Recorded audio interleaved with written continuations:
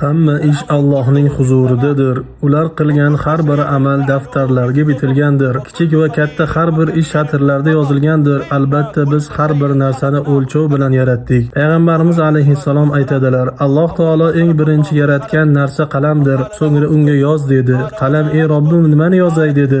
Alloh: "Qiyomat kungacha bo'ladigan barcha narsalarni yoz" dedi. Shunda qalam bo'ladigan barcha narsalarni yozdi. Hamma narsa qodir va olamlarning Robbi bo'lgan Alloh huzurida o'lchab va yozib qo'yilgandir. Sizning vazifangiz sabablarni qilishdir. Qanchadan qancha insonlar borki, kimgadir zarar yetkazmoqchi bo'lishdi, lekin buni uddalay olishmadi. Yoki kimgadir foyda keltirish uchun bor kuchlari bilan harakat qilishdi-yu, baribir qo'llaridan kelmadi.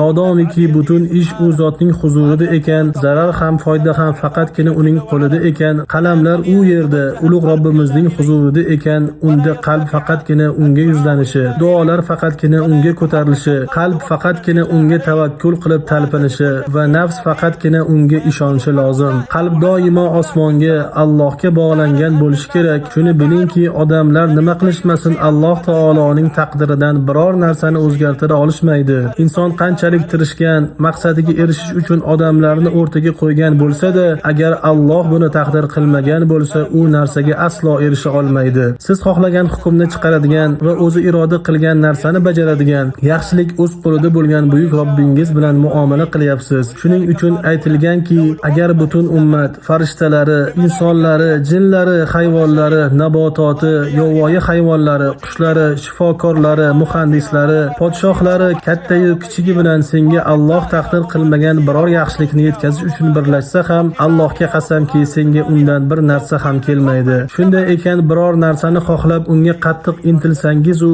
pul sarflab harakat qilsangiz ham u sizdan burilib ketsa, aslo xafa bo'lmang. Yoki biror qizga uylanmoqchi bo'lib harakat qilsangiz u sizga nasib qilmasa, yoki biror narsa bajarmoqchi bo'lsangiz, yo biror joyga sayohat qilishni xohlasangiz bu ish amalga oshmay qolsa mahzun bo'lmang. Ehtimol bu siz uchun yaxshilikdir, balki bu siz uchun xayrlidir. Payg'ambarimiz alayhissalom aytadilar: Allohdan yordam so'ra va ojizlik qilma. Agar senga biror musibat kelsa, agar unday qilganimda bunday bo'lardi dema, balki Allohning taqdiri, u o'zi xohlagan narsani qildi deb ayt. Afsus chekishni va qayerda xato qildim ekan deb ortga qarashni bas qil. Balki Alloh taqdir qildi va o'zi xohlagan narsani qildi deb ayting. Ibn Mas'ud roziyallohu anhu aytadilar: bandaning biror narsaga juda ham ehtiyoji tushadi va Alloh taolo u narsada banda uchun zarar borligini biladi. Shunda Alloh farishtalarga bandamni u narsadan uzoqlashtiringlar deydi. Banda esa go'yo o'sha qizga uylanishni xohlaydi. Alloh esa farishtalarga uni bu ishdan burib yuborishni buyuradi. Keyin banda yig'laydi, xafa bo'ladi. Holbuki Alloh uni undan ham yaxshiroq narsaga burib qo'yganini bilmaydi.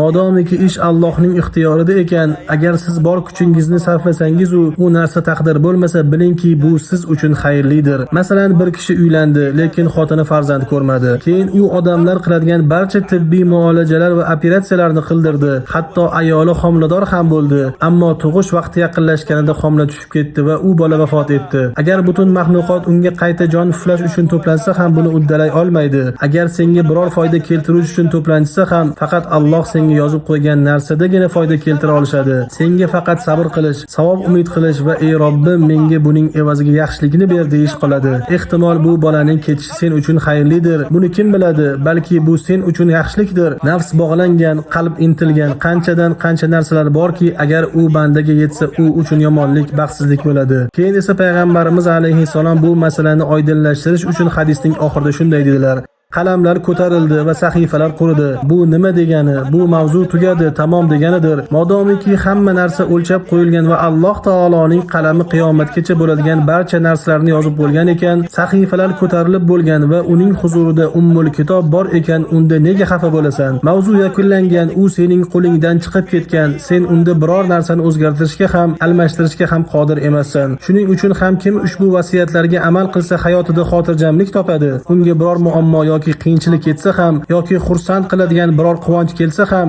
yo o'zi xohlagan biror narsani yo'qotsa-yu, istagan narsasi undan burib yuborilsa ham xotirjam bo'ladi. Banda mana shunday vasiyatlarga iymon keltirsa, ruhiy halovatini his qiladi va Allohning qazo va qadariga butunlay taslim bo'ladi.